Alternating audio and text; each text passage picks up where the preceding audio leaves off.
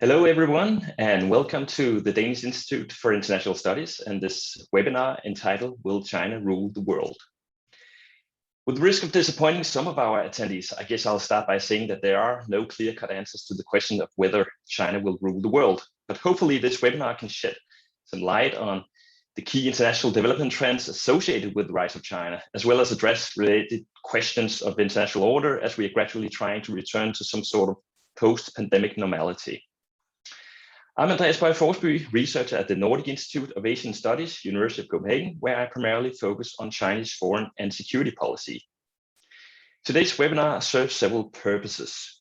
First, it marks the launch of Luke Pady's new book, How China Loses, the Pushback Against China's Global Ambitions, which is published at Oxford University Press.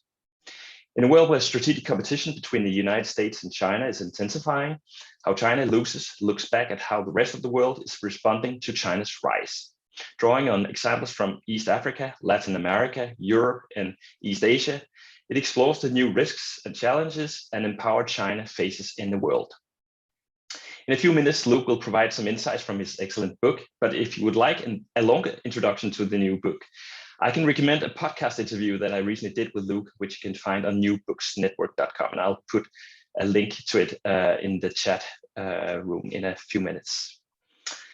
A second purpose of today's webinar is to launch a new DIIS event series called Asia Talks.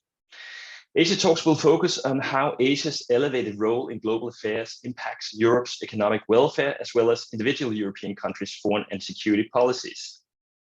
Today, we'll focus on two of Asia's most prominent states, China and India, but Asia is, of course, home to many other economically vibrant states that will significantly affect Europe in the coming years. Indeed, many European governments are currently thinking about how to diversify their relations in Asia after a couple of decades where China has been front and center of Europe's engagement with Asia. Reflecting this emerging diversification, the EU Council published its first Indo-Pacific strategy a couple of months ago, which has been preceded, by the way, by similar strategic initiatives from several other individual European countries. Finally, this webinar also serves the purpose of taking stock of great power relations as they currently stand. While China and to a lesser degree India play increasingly consequential roles on the world stage, the United States seems to have returned to the center of international politics with the Biden administration in the White House. The Biden administration has already rolled back many of the policies enacted during the Trump administration, but we have nevertheless witnessed continuity in one notable respect: US-China policy. In fact, US-China great power rivalry hardly shows any signs of abating under the Biden administration. Most disconcertingly, perhaps, the coronavirus pandemic, a little textbook example of how a global health crisis that should bring together the great powers to tackle a transnational threat to all of international society. Even a global crisis of this magnitude has proven to be a missed opportunity for the US and China to cooperate. Or even worse, Washington and Beijing have locked horns over the origins of the pandemic, an infight that seems to continue as the Biden administration recently ordered an investigation into the so-called lab leak theory, or rather hypothesis, about the Wuhan Institute of Virology as the source of the pandemic. So as we're trying to understand what international order in a post-pandemic world look like, one of its main defining characteristics seems to be US-China great power rivalry. A growing number of observers have suggested that such a post-pandemic world order could resemble some kind of Cold War struggle between Washington and Beijing, where ideological competition once again comes to the fore. And while the Chinese regime has so far been very cautious not to present itself as a systemic challenger to the West, the Biden administration seems increasingly bent on framing US-China relations as an ideological struggle between democratic and authoritarian states. All right, these were merely some opening observations to set the scene. In a minute, we'll have the first presentation of today by Luke Pady. It will be followed by Rasmus Sinding Søndergaard, and finally Garima Mohan. And I'll introduce each speaker ahead of their talks. The three speakers have around 15 minutes each, which leaves us with almost half an hour for the Q&A. So I really hope that you will stay around to take part in the debate. If you think of any questions during the three presentations, please send them to us by using the Q&A function at the bottom of your screen. I can't guarantee that we'll be able to answer all your questions, but we'll do our best. And one more thing, we are recording this webinar and it will subsequently be uploaded to DIIS' YouTube channel. So without further ado, let's turn to our first speaker today, Luke Pady. Luke is a senior researcher at the Danish Institute for International Studies, where he focuses on the intersection of China's trade, investment, and finance with its foreign and security policies. He has published widely in recent years and is, as already mentioned, author of the new book, How China Loses the Pushback Against Chinese Global Ambition. Okay, Luke, the floor is yours. Thanks so much, Andreas. Thank you for that introduction, and thanks for moderating the session today. I'm very happy to be with Rasmus and Garmia to launch this book in Denmark. I hope my slides are now showing fine. And you know, I wanted to briefly outline the main argument of the book and then talk a little bit more about some of its findings. The book really has a key message, one key message, and that's that we live in a world that is not only defined by US-China relations. Of course, US-China relations are highly important to global affairs and the global economy, as Andreas has outlined, but there's a lot more going on. And I think that we are regularly bombarded with media stories and books and analysis that really highlight the US-China relationship and give it a significance that might go beyond how much it actually matters to the future of global affairs. Now, what I see particularly missing from a lot of our mainstream discussions is that there's a diversity of power in the world, and that we often underestimate the importance of other major powers, the so-called middle powers like Japan, India, Germany, the UK, France, Russia, and others. Because when we place a spotlight on China's relationship with many of these middle powers, we see fraying political ties, new economic barriers going up, and even rising security tensions, underlining that China's rise won't simply be dictated by what happens between it and the United States, but also what happens with its relations with the rest of the world. So just as it's necessary to engage China, whether you're in a middle power or a small state, and that there are benefits from engaging China, many countries around the world are recognizing that China can actually threaten their economic competitiveness and foreign and defense autonomy. Beijing's current policy behavior can in fact backfire on its rising power and limit the extent of its future global influence. And the book calls for us to take on this broader view of the world to understand where we're headed. So that's the big narrative that the book takes on, this US-China paradigm. But there's also three other narratives that I challenge in the book that I think often lead policymakers and business executives, journalists, academics to make ill-informed decisions on China. So I want to talk about those briefly. These aren't myths per se. I think there's a lot of truth in each one, but it's important to add some nuance to these debates. The first narrative I want to talk about is the China threat narrative. This is really an entrenched narrative that's often used as a discursive tool, deployed by China-focused scholars, business people, or former politicians to argue that any criticism of China, particularly in the West, is exaggerated and outplayed and making China into the enemy. This, in fact, can be true in some cases. In Denmark, for example, there are politicians that have called China an evil empire or a totalitarian state, descriptions that don't really get to the actual reality of politics in China. Yet at the same time, there are threatening aspects to China's domestic politics and foreign relations. Mass detentions in Xinjiang are very real and threatening to the Uyghur population at large.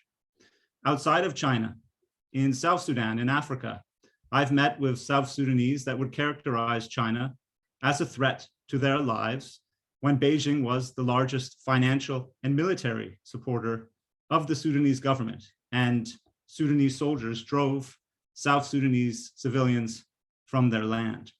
Protesters in Myanmar might characterize Beijing's support for the ruling military junta there in the same light. If you're a Southeast Asian country with territorial disputes with China, you may see rising tensions and China's demands for much of the South China Sea to represent their territory as hostile. In Europe, as the picture shows, the freedom of speech rights of Danish demonstrators was violated by local police during a visit of President Hu Jintao in 2012. And over the past 5-7 years, there's been growing evidence showing that this took place in order to protect selective Danish business interests in China. Now, while many European corporations continue to invest in China, others based in Europe have faced threats from price dumping by Chinese products that have undermined jobs and livelihoods. One example is Danish component makers in the wind industry based in Western Denmark and Jutland. They're calling the EU to place new tariffs on Chinese products that they see as artificially underpriced due to Beijing's subsidies to their Chinese competitors. So ultimately, whether you see China as a threat or not often depends on who you are and where you're sitting. But it's not reasonable to say that China is not a threat to anyone, that China is benign. It's quite normal, I think, for great powers to actually have these assertive tendencies. Another narrative I want to talk about today is the narrative that Europe is economically dependent on China.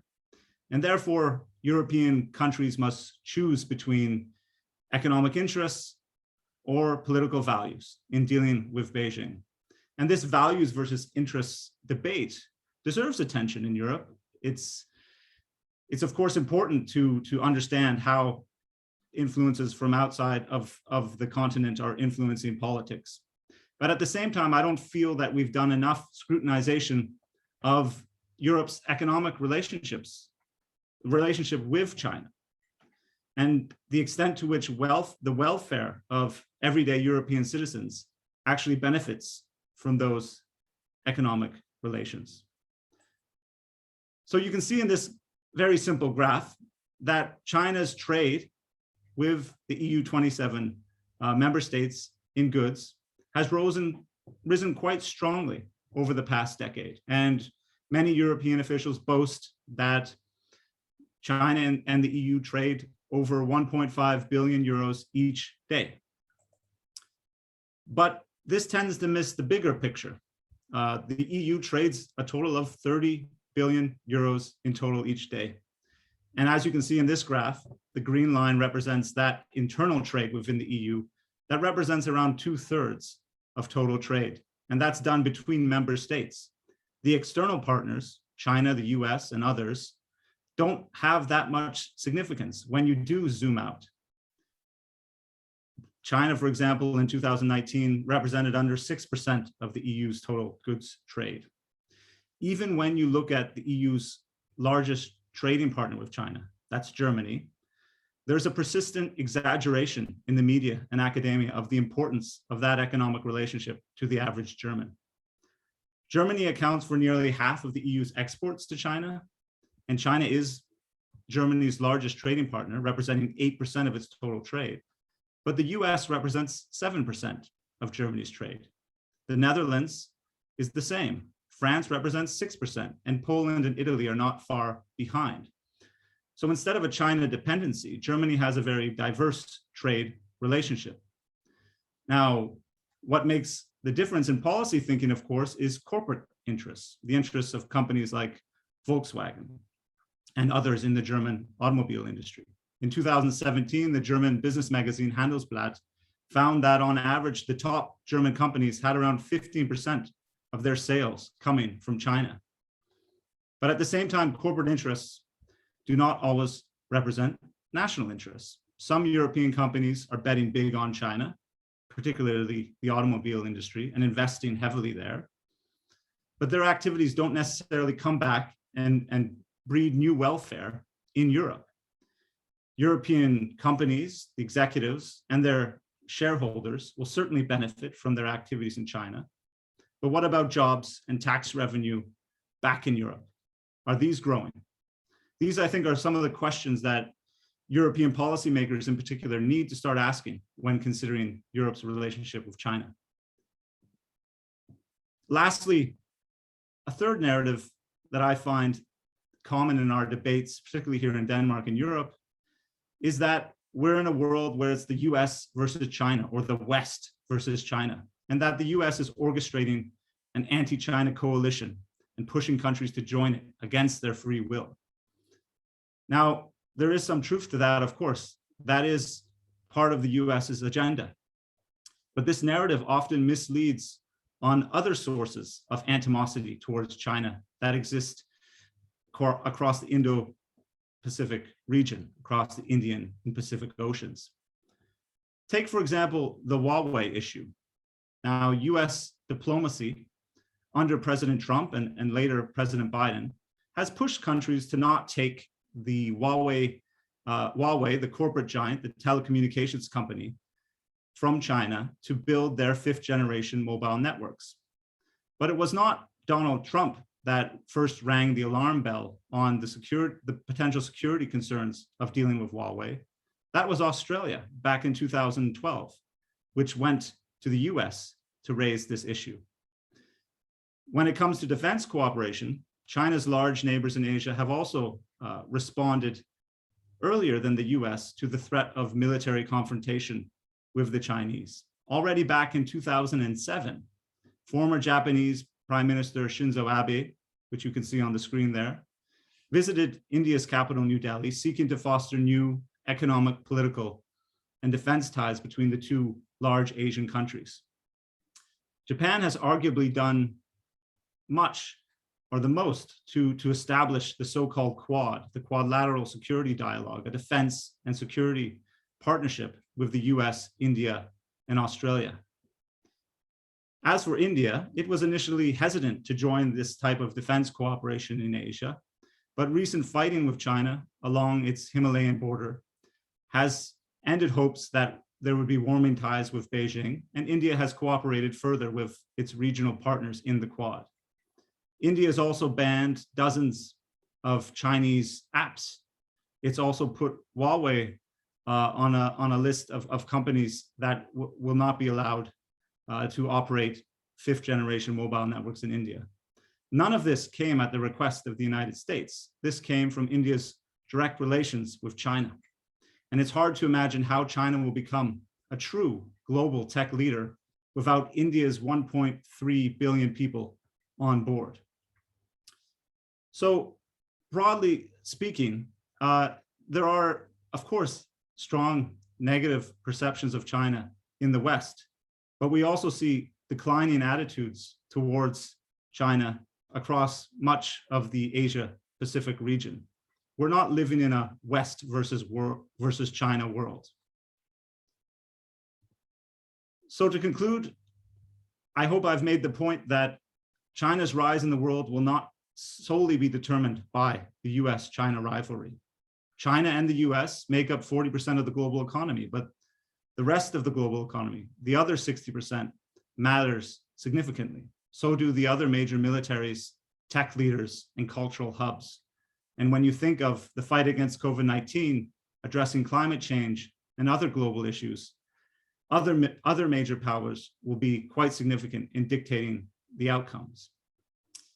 How China's leaders choose to wield their power and how the rest of the world chooses to respond will play a deeper role in shaping China's future global influence than what might happen between the US and China alone. And of course, middle powers and small states, many of them have come to recognize that relations with China have become much more complicated and nuanced than before. But recognition is not enough. It must be followed by a collective response to locate where to compete with China, such as on developing tech standards or deterring China's military assertiveness in Asia, and where to cooperate with China, particularly on climate change and trade. It's not it's only with this sustained joint action that leaders in New Delhi or Tokyo and Berlin can help to ensure that rules, rather than raw power, will characterize future international affairs. Thanks very much. Thank you, Luke, for your presentation. Let's just turn now to Rasmus Sinding Søndergaard, who is a senior researcher on US foreign policy at the Danish Institute for International Studies, DIIS. He's the author of Reagan, Congress and Human Rights, Contesting Morality in US Foreign Policy, which was published last year by Cambridge University Press. Previously, he was a Marie Curie Fellow at Lund University in Sweden and a Carlsberg-funded postdoc at Georgetown University in Washington. And Rasmus will talk about US foreign policy under the Biden administration. Rasmus, the floor is yours whenever you are ready. Thank you so much, Andreas. Yes, I will say a few words on how the Biden administration is trying to reshape US foreign policy, not least in the context of its severe democratic issues at home. The way I'll do it is I will try and outline what I see as three essential sort of components of the Biden administration's approach to foreign policy. And after that, move into look at how that translates into actual foreign policy. So firstly, and I should say I base this mostly, at least in part, on the preliminary national security strategy, which came out back in March, which is the Biden administration was the first U.S. administration to do, to put out a preliminary strategy ahead of the actual strategy, which we should expect to see later this year or early next year. And of course, the reason for putting out such a preliminary strategy early on I would suspect have quite a lot to do with Biden's predecessor and the sort of strongly felt need in the Biden administration to make it clear to the American public and to the international audience that the U.S. is now back, as Biden likes to say, and that the U.S. now has more conventional strategic thinking about international affairs. So the first point I want to point out is that the administration views foreign and domestic policy as deeply intertwined. There's an understanding, both if you read the national security strategy, but also listen to officials from the Biden administration. There's a strong understanding that what happens domestically in the US affects its ability to project power and to lead international affairs, and vice versa, that international politics is something that affects Americans at home, and as such, those two things cannot be separated. The second principle, approach, I think, is this broad concept of security, which deviates considerably from, again, the Trump administration. So when reading the Biden administration's national security strategy, one comes away with a sort of clear understanding that the administration looks at traditional security issues as potential threats to the United States, but certainly also is very concerned with a sort of broader range of issues that it frames as part of its security, part of U.S. national security interests. And that, of course, is health issues such as the COVID-19 pandemic, climate change, but also the rise of authoritarianism and conversely the decline of democracy around the world. Those developments are portrayed by the administration as also national security issues, and that has implications for U.S. foreign policy. And the final point I want to note is the importance that the administration places on diplomacy, alliances, multilateralism, which again, obviously, is a significant change from the previous U.S. administration. So moving on from that, sort of having set the framework there, there's some clear implications for U.S. foreign policy, and perhaps the most important, I would say, is that because of this perception of foreign policy and domestic policy being so deeply intertwined, addressing domestic shortcomings is actually the key foreign policy task in some ways, you could say. There's definitely an understanding in the administration that US national security depends on fixing US problems at home. And concretely, that is that's evident in the so-called Build Back Better agenda that the administration has put forth, which consists of 3 plans, right? So there's the American Rescue Plan, which has been passed and which is essentially COVID-19 economic relief. So to get the American economy back up and running. Then we have the second plan, was the American Jobs Plan, which, as the title indicates, is about job creation, but really through investments in infrastructure. So it is focused on investing in US society concretely in forms of roads, etc., sort of concrete infrastructure, but also beyond that.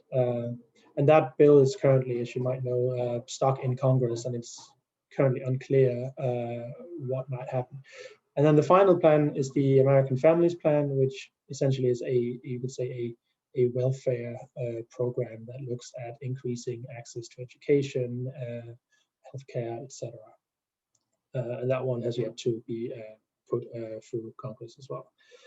And so for all of these plans and for this whole Build Back Better agenda, the framing of it is that it is done, of course, to address domestic issues, but also to strengthen the US in competition with China. And this, of course, has the added benefit from a political perspective that it can help potentially mobilize domestic support for these agendas, maybe try to push some Republicans to go along with this part of the Build Back Better plan, because it is framed as a way of competing with the Chinese and bolstering US national security. But I do think it also reflects an actual, a real perception in the Biden administration that it is in fact pivotal for US national security to focus on fixing domestic issues. And beyond the sort of actual Build Back Better plan, there is of course also initiatives to strengthen US democracy and to sort of address social, economic, racial inequalities in the US. So that is a big part of the way that the administration approaches foreign policy. And that, of course, has some implications for what the US then can do abroad. It definitely puts limitations on what it means when Biden says America is back.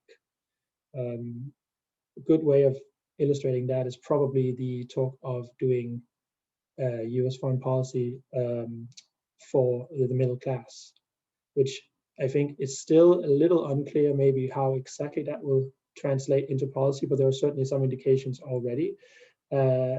And obviously the fundamental observation there is that US foreign policy abroad must serve the interests and the needs of ordinary American voters at home.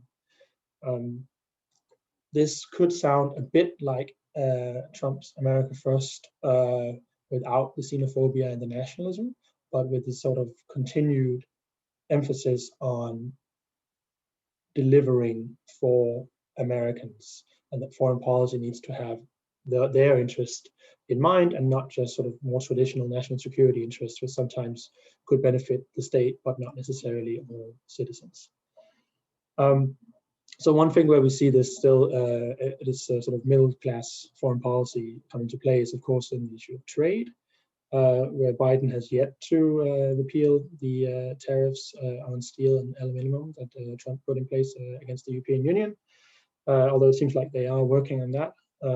It's also what we see in Biden's pullout from Afghanistan. So this strong push in the US to end so-called forever wars, from sort of a perspective that one thing is the war and to the extent to which the war objectives maybe have not been achieved, but it's also framed in a sort of we need to reorient US resources to focus on addressing domestic issues, and the war has been immensely costly, of course, for US society. And finally, in terms of NATO, again, we see this sort of US domestic focused foreign policy, of course, translate into a continued US pressure on Europeans to pay for our own national security. Then I want to mention just briefly the whole democracy agenda, as Luke also touched on, in terms of the sort of narrative of the West versus China. I mean, democracy obviously is sort of the boss word in Biden's foreign policy rhetoric, and also in the national security strategy, it's quite prominent. And again, the main component there is actually, again, domestic, I would argue, right? It is to fix US democracy at home and to demonstrate that democracy as a system can deliver for its citizens. Then, in addition to that, we do have some outwards looking elements of that democracy agenda, which is about criticizing human rights violations in China and in other authoritarian countries, and to support democracy activists around the world. But we're not looking at a sort of gung-ho, aggressive democracy promotion agenda that we have seen from previous US administrations. And finally, I'll turn to China, because obviously China is omnipresent in that national security strategy and in the Biden administration's rhetoric and thinking. And as people have pointed out, one of the sort of more noteworthy elements of the national security strategy is the framing of China as a strategic competitor. And there is also a line about the need for the US to answer Beijing's challenge. So to push back on Chinese behavior, whether that be on human rights issues, trade, cyber and technology, etc. So there is a aggressive, you could say, or a sort of pushing back on China agenda. But that is, of course, combined with the sort of more looking to cooperate with the Chinese. And that comes back to the sort of the broad security concept, right? The notion that climate change is an issue that the US has to address. And obviously addressing that without China is kind of futile. So there is also room for cooperation along with strategic competition. And then again, from some of the administration's sort of approaches to foreign policy, the importance of alliances, multilateralism comes in here as well. With sort of, yes, there's continuity, as Andreas said, with US-China policy. There's quite a lot. There's broad consensus really in Washington on the need to have this sort of tough approach to China. But obviously, the administration here, the Biden administration, relies on alliances and allies and multilateral approaches to a much larger extent than the Trump administration did. So I'll leave it at that and just point out that sort of the key US foreign policy, really, both in terms of China but also overall, is largely inwards looking. It is to get the US's house back in order, to revitalize the US economy and democracy, and to look to strengthen partnerships with allies and other countries and democracies around the world, right? So I'll leave it at that and look forward to questions. Thanks a lot, Rasmus, for your presentation. All right, let's turn to our third speaker today, Garima Mohan, who is a fellow in the Asia program at the German Marshall Fund in Berlin, where she leads the work on India and heads the India Trilateral Forum. Garima holds a PhD from the Freie Universität Berlin and received her master's degree from the London School of Economics. She has published widely on Indian foreign and security policy, EU-Asia relations, and maritime security in the Indo-Pacific. And she is a frequently used commentator for European and Indian media, including The Hindu, The Wire, and Deutsche Welle. Today, Garima will talk about a revival of the EU-India partnership. Garima, please, the floor is yours. Thank you so much. Thank you, Andreas, and many thanks to DIIS for this invitation. Very happy to be speaking to what is a new audience for me. I'll shape my remarks today around Luke's excellent book and the key theses he presents, particularly that the US-China rivalry should not be the dominant narrative or the lens through which we understand international relations, that middle powers have agency, and the expectation that we are living in a sort of bipolarity where countries have to choose between the US or China isn't quite as simple, because China's own actions are forcing countries to rethink how they position themselves, how they align themselves, what coalitions they are part of. And perhaps India is the clearest example of a country navigating those pressures.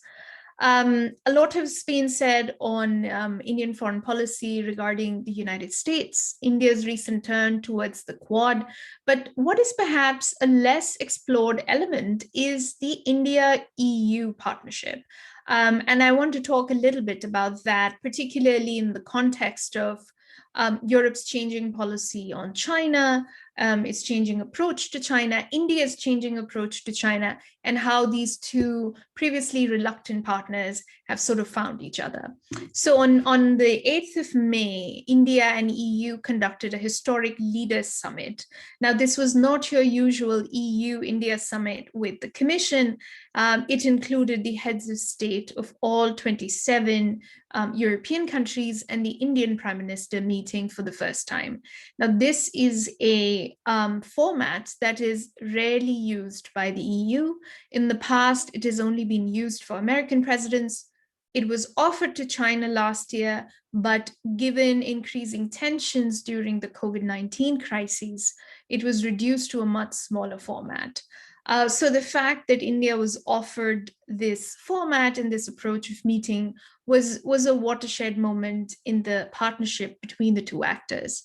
And this wasn't just a summit either. It wasn't just summitry or pageantry. It did come out with some very important policy formulations as well, including the European Union and India signing a connectivity partnership, resuming the negotiations of free trade agreement after 8 years, starting new dialogues on COVID-19 recovery, climate change, maritime security, supply chains, institutionalizing security and defense partnership between the two, as well as establishing a sort of broad political dialogue. So in many ways, this really has transformed the nature of what was previously, not a rather reluctant partnership.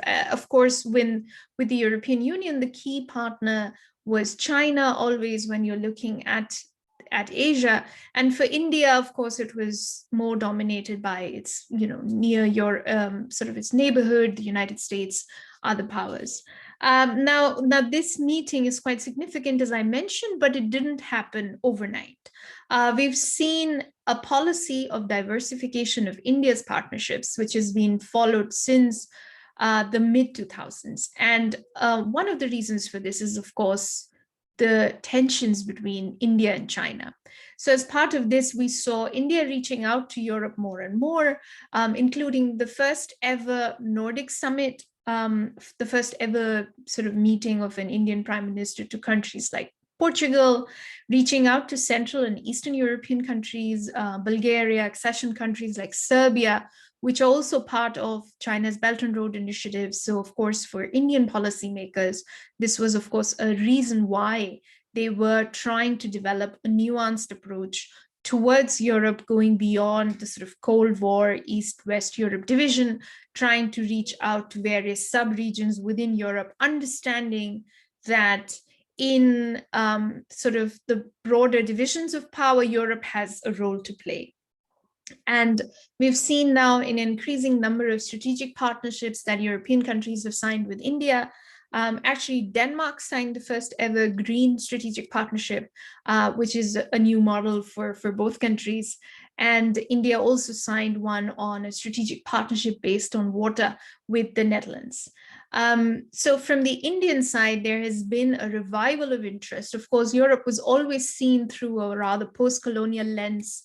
India was keen on developing its partnerships with other sort of post-colonial countries or major powers like the United States. So it's a new thing for India to reach out to Europe as well. On the other hand, the European outreach to India has also been very significant and rather underreported in the media. We have seen a clear shift since 2016. And in fact, when in 2019, the EU brought out its famous strategy paper on China, which characterized the country as partner, competitor, rival, at the same time, it brought out a new strategy on India as well, which really marks a shift from how the EU used to see India rather as an important actor on development, aid, change, climate change, sort of very general statements, to saying that India is actually an important pillar in a multipolar Asia. What happens in Asia will have an impact on European security and prosperity, and therefore it is key for Europe to work with India. Now, again, it would be very simplistic to make the assertion that it's simply China that is a motivating factor. But it is in fact true, correlation is not causation, but it is in fact true that as the tensions between India and China have been increasing, India's previous hang-ups of not wanting to work with Europe on certain areas, not wanting external powers, for example, to play a role in India's neighborhood, including the Indian Ocean, those inhibitions have slowly been going away. We've seen, for example, just this week, India and EU NAVFOR navies do a first of its kind joint naval exercise in the region as well. And this is quite remarkable because back in the day, when the NAVFOR operation started, India was one of the most reluctant countries, and now to the position now where it's doing joint naval exercises. So having a dialogue on maritime security in the Indian Ocean, signing a connectivity partnership to provide an alternative to China's Belt and Road investments. There are many, many areas now between the European Union and India to talk about when it comes to common challenges emanating from China and China's behavior as an actor in the Indo-Pacific. It is also important to note that as the EU and its member states are bringing out their Indo-Pacific strategies, all of them accord India a key position. Again, the idea is that the Indo-Pacific should remain a multi-pillared, multipolar region. We do not want unipolarity or bipolarity, and therefore countries like India are important. Therefore, countries like Japan are important, Australia as well. And we're seeing a move by various European countries of strengthening their bilateral partnerships with the various Quad countries. I mean, it would be interesting to see how they respond to the Biden administration's outreach, but it is clear that the push towards the need to diversify partnerships beyond China in Europe is clear. Perhaps, Luke, the argument that you were making that China is not as important as a partner, I don't know if that has fully sunk in, but the need to go beyond China, reach out to new markets, reduce dependency on just one actor, that definitely seems to have a trend that is catching on. And that certainly explains why India suddenly is important for the EU and its member states. It's capturing imagination, and the partnership has seen a revival, which we researchers following this field haven't seen for the last decade. And I think as the EU becomes more and more interested in working in the Indo-Pacific and with Indo-Pacific countries, this is again a trend we'll see continuing. I'm happy to talk about any of these issues that I've highlighted, but I think I'll stop here and we can take questions on this as well. Thanks. Thanks, Garima, and thanks to all our three speakers. It's a pretty easy job to be a moderator today because you are very disciplined in terms of time spent on these presentations. So that, of course, leaves us with the half an hour, at least for the Q&A, which is good. We've already covered a lot of ground, but I think there are a lot of potential questions to dig deeper into. We have already received some questions, but you're still welcome to send us additional questions if you have some. I guess I would like, as moderator, to get the Q&A started with a question or two, maybe, of my own. So specifically, I would like to talk or want you to talk a bit more about the Indo-Pacific region, which Garima just mentioned right now. And I think, as I mentioned in the introduction, several Western countries have now published Indo-Pacific strategies, with the former Trump administration launching its own strategy back in 2019, which was entitled A Free and Open Indo-Pacific, Advancing a Shared Vision. And the Biden administration seems so far to sort of carry on the underlying spirit of this strategy and generally justifies America's increased presence in the region by citing US interest in safeguarding a free, open, and also rules-based Indo-Pacific. And I think that this catchphrase has also become part of the standard language used by other Western countries when they talk about the Indo-Pacific. And we have seen it recently also in the joint statements from not only the Quad, but also NATO and the G7 countries, which held a recent summit in Cornwall, England. So I'm curious to hear your thoughts on the extent to which China actually poses a threat to a free, open, and perhaps in particular a rules-based order in the Indo-Pacific. So there's been a lot of talk about China's assertiveness that Luke also mentioned in his presentation over the past decade, especially in the maritime domain. But I wonder how you position yourself in this debate on Chinese assertiveness. And if we could start maybe with Luke. Thank you. Thanks, Andreas. Great question. I mean, one way, to position that question is, there's an argument that China doesn't have sort of global ambitions at all, that it has simply regional ambitions. But even I think when you look, if you take on that argument, and even if you look specifically at the large Asian region, you see, numerous border disputes, border issues between China and a large number of its neighbors. Particularly, we saw the Indian-Chinese border dispute flare up into conflict last year. There are concerns about security over the Taiwan Strait and a potential Chinese military invasion of the island. We have concerns with the Senkaku, Diaoyu Islands between China and Japan. And, in aggregate, I think all of these issues, which China has disputes on with other regional powers and states, are, from the perspective of those countries, threatening their territorial sovereignty, the outbreak of conflict, lost lives, unstable economies that may come from possible conflicts. And when you have a military buildup in China that rivals any peacetime buildup in modern history, one does get concerned if you're sitting in Taipei or in New Delhi or in Jakarta, for that matter, and other Southeast Asian countries that also have territorial disputes.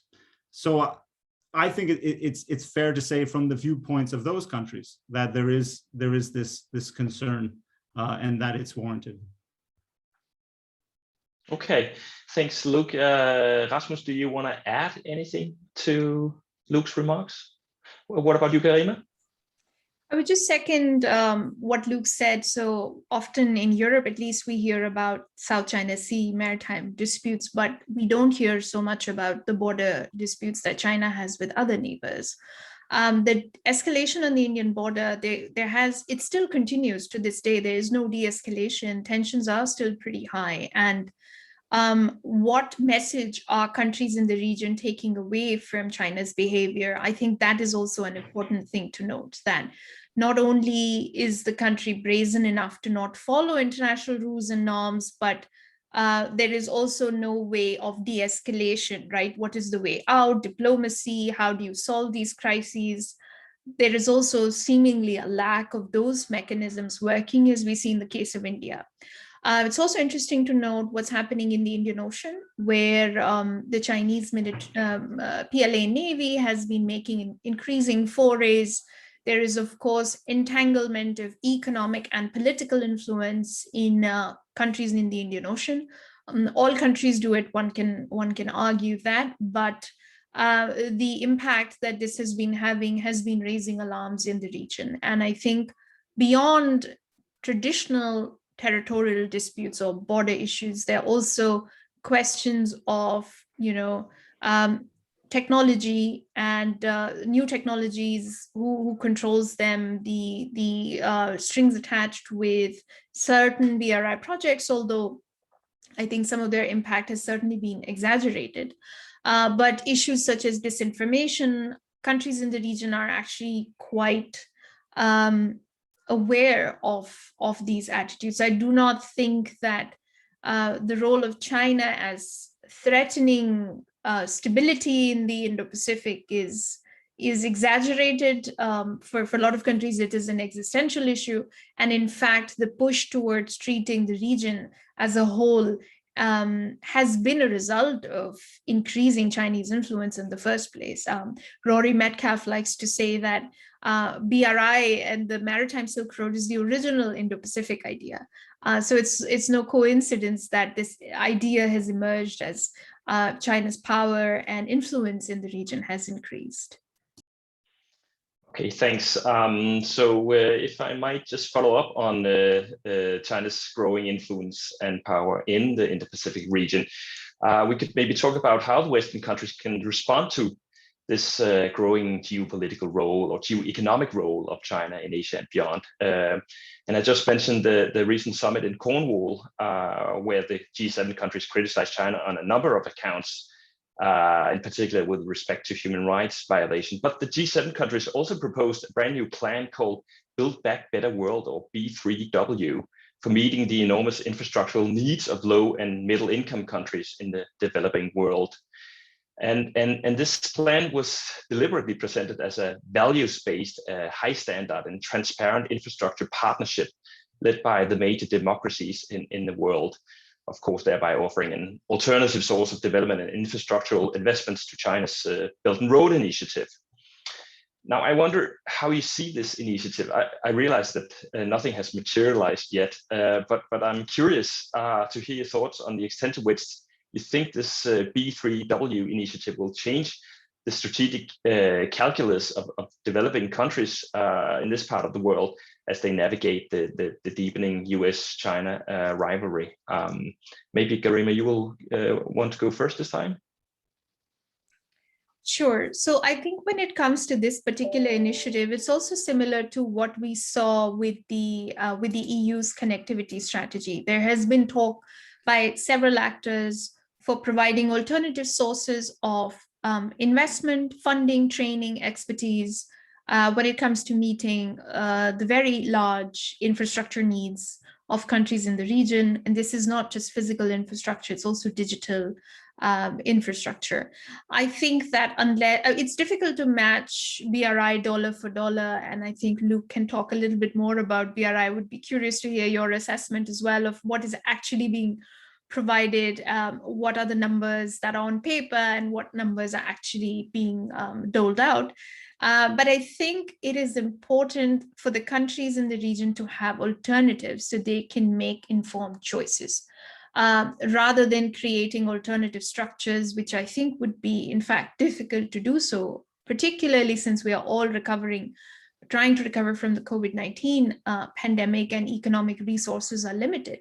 But having alternatives is important for countries. Having support is important for countries. For example, when India and China went through the border crisis, support from partners around the world, the United States provided intelligence sharing, etc., but even statements of support from Europe that can help deter certain actions from the Chinese side. I think those would be useful as well. There are new issue-based coalitions emerging. We have the Blue Dot Network that wants to deal with the issue of infrastructure, but there's also the India, Japan, Australia supply chain initiative, the France, India, Australia initiative around the Indian Ocean security. It's not just about frigates and maritime security. The point is that there is a lot of stuff where to provide public goods, to provide alternatives to Chinese investments, and to provide support for countries in the region. These are areas where Western countries can actually make a difference in the Indo-Pacific. Okay, Luke or Rasmus. Luke, do you want to add something? Yeah, I just want to sort of make the point that, you know, these new initiatives, this new initiative from the G7 and others like it in recent years that haven't gained extreme traction yet, they diverge our attention away from existing trade, existing infrastructure, existing investment that goes beyond China. And that's not to say that China isn't important or the Belt and Road isn't important. Of course, this is a significant actor. It's the biggest trader in the world. It's giving tremendous levels of infrastructure finance, at least for the first sort of 5-7 years of the Belt and Road. This is infrastructure developing countries need. But let me just give a few examples of what is also actually happening and happened in this sphere. Japan is the largest infrastructure provider of Southeast Asia, not China. And that is historically, and that is looking forward to in terms of planned projects. The US is the largest investor in Southeast Asia. China is, of course, the largest trader for the region. Its infrastructure finance is important for many countries. But we have a multiplicity of actors. In the South Pacific, Australia is providing more infrastructure finance than China. In Africa, both the World Bank and China's policy banks and commercial banks are providing finance. The World Bank tends to lean towards health and social finance. China leans towards infrastructure quite heavily. So you have sort of a different roles that the World Bank and China plays in that region. So it's important to capture this diversity. If you're making, if you're an academic or if you're a policymaker or if you're a business manager, you need to know that diversity if you want to push forward successful strategies and policies. Okay, thanks. Rasmus, do you want to add anything, or should I? Yeah, I would just add that's like seen from Washington. I mean, initiatives like this coming out of the G7, of course, has the purpose of both providing alternatives, right? That's obvious to alternatives to other countries, so that they don't have to rely solely on China, but also to demonstrate multilateral democratic country initiative to sort of highlight that democracies presumably can deliver both at home, of course, but also on international issues. Another example, another thing to look at, the vaccine rollout, right, and the commitment to donate vaccines. And again, seen from Washington, Chinese influence in regions where the US used to be the main game in town or the only game in town looks worrying, like Latin America, which we're not talking about today, but I mean, Latin America, the US's own backyard.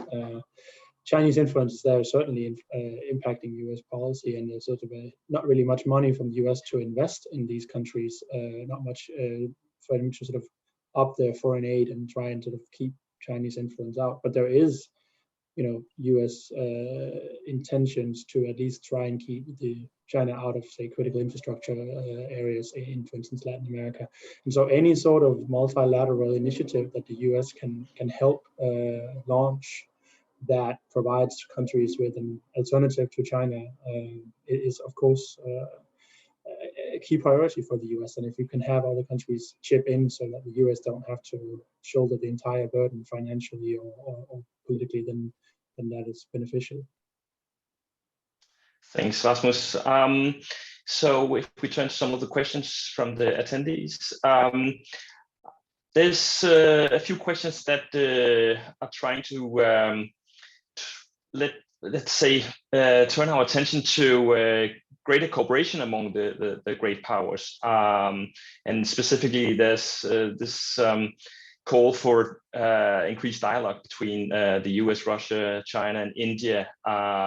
We have talked a lot about the dividing lines, but I was wondering if you could talk about where the great powers, including China and Russia, India and US, where they could find some common ground and commonalities. In which areas are there some potential for greater cooperation? because it seems to be pretty important going forward that we can find some common grounds on issues like global health or the climate and other issues. So maybe a more positive vibe, so to speak, if someone wants to give us a little in that respect. Maybe Rasmus, do you have some suggestions there? Well, I would think that climate change would be an obvious area to focus on, but again, I don't know. I mean, I think it's a little difficult to sort of put too much, to spread too much positive vibes around it. The other thing, of course, would be to look to the recent summit between Putin and Biden and see the limits that there are to actually working together, right? And sort of a very low bar in terms of just establishing a dialogue and maybe working around some arms reduction security issues. But I think if you want to sort of look at multiple great powers collaborating on solving shared problems or addressing shared issues, then I think the list of topics that they would be able to work on is maybe not very large. But I think maybe other panelists will have a better insight on that, at least with the China perspective. All right, I will ask Luke or Garima then to maybe expand. Yeah, I mean, I think it's important to also look at the decoupling narrative and the negative tones that gives off. You know, decoupling is also an exaggerated narrative. The US and China traded over $500 billion worth of goods, I think in 2019, if I got my year correct. America has over $1 trillion invested in Chinese stock markets coming out of the US.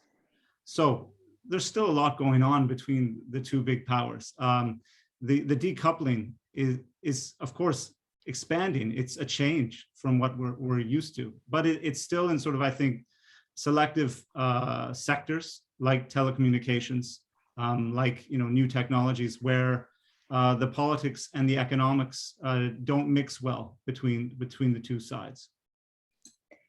And if I can just add to that, I think not just decoupling, but also this idea of having to choose between the US and China, having, you know, different camps. I think that also really glosses over the nuance and the different positions these countries have. For example, all the rage these days is the Quad, but it ignores the fact that India and Russia have a very strong bilateral and defense partnership that has outlasted, in fact, the India-US partnership as well. BRICS as a forum is still thriving. The Russia, India, China trilateral already exists, which is a G2G, a government-to-government level conversation. So I think there are these different formats. India is also part of the Shanghai Cooperation Organization. Just the menu of issues that you can talk about is reducing because of aggressive behavior on China's part. How can a country like India then also talk about cooperation on, say, climate change, etc., when it is almost facing off militarily with a country on the border? So I think by its own behavior, sometimes China and in fact Russia too will just, the menu of issues that we can talk about will reduce, as Rasmus even said. But I think it is still important to keep in mind that a lot of countries in the region have not so-called made up their minds as to which camp, quote unquote, they want to be in, and diversification is what the strategy every country is following. Okay, thanks. We also have a question about the extent to which there's bipartisan support on various foreign policy issues in Europe, but more specifically whether there are some dividing lines in the European countries when it comes to how they stand on the China issue. So as I noted in the introduction, we have seen at least one issue unite across the different aisles in the US Congress and in Washington more generally. But what about the European countries? Are they divided when it comes to how they position themselves on the China issue? or how do you see? I mean, maybe we could single out. I mean, now that we are located, at least 3 of us in Denmark, maybe we could start by taking a look at Denmark and see if we have seen a similar kind of bipartisan consensus on the China issue here in Denmark. So maybe I could ask Luke and Rasmus about that question. Yeah, I think, broadly speaking, of course, there are different interests, different views within the EU body towards how to engage China. That said, I think, on the economic side, a number of important policies have come into action in recent years where EU members signed on. Some of them certainly watered down the measures, but they nonetheless signed up in the end. And those include the new investment screening mechanism and quite a few EU member states raising new national barriers to foreign investment, takeovers with China on their minds in many cases, including countries like Germany and Italy, which are still eager to trade and invest with China, but have nonetheless raised some of these defensive measures against Chinese acquisitions of high-tech and advanced manufacturing companies. There are new anti-subsidy, anti-dumping, new procurement rules under discussion in the European Commission, new anti-coercion mechanisms. So of course, you're going to have countries that block these, that might water down the strength of policies. But I think we have seen quite a united front on the economic side of issues where Europe is concerned. Okay, thank you. What about you, Rasmus? Do you want to add anything? No, I think, again, if I would add the US component to this, I think that the sort of united European position in China and the sort of move maybe away from being somewhat more critical or taking a somewhat tougher stance on China. Certainly the US is trying to push in that direction and sort of bring the Europeans together around that position. So the American sort of factor here certainly would be one that's trying to push for greater European unity around that position, which then would be closer to the American position as well. All right. So here's one last question from our audience, and it's specifically directed at Luke.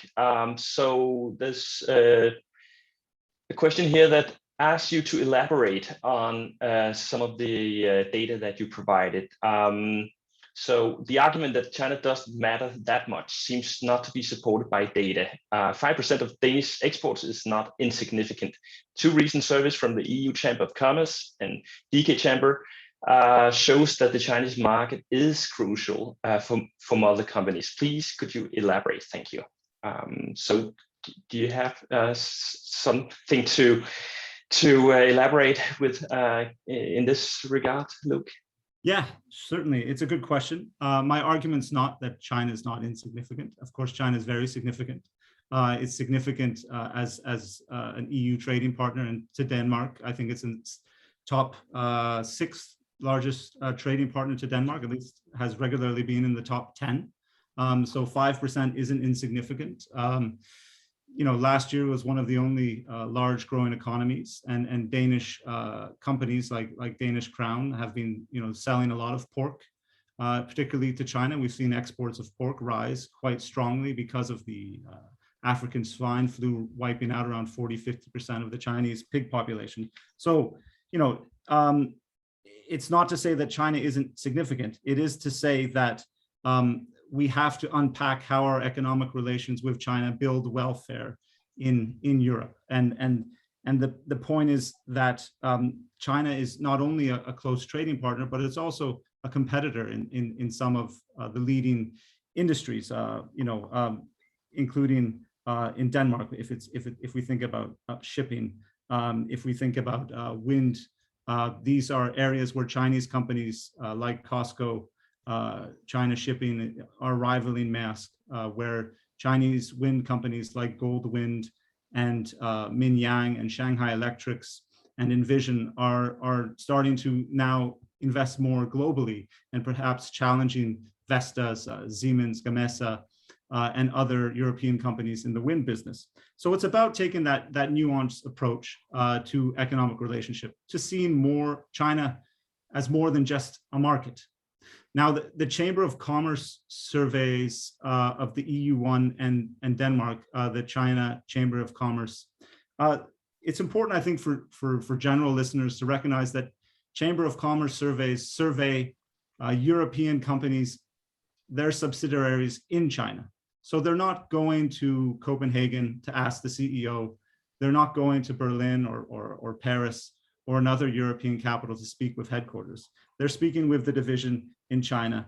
And that doesn't give that holistic view of the company's overall strategy and sales. So some of the data that I sort of unpack in the book shows that for certain European companies, China can represent 10, 15, even larger percents of their global sales. That's significant, of course.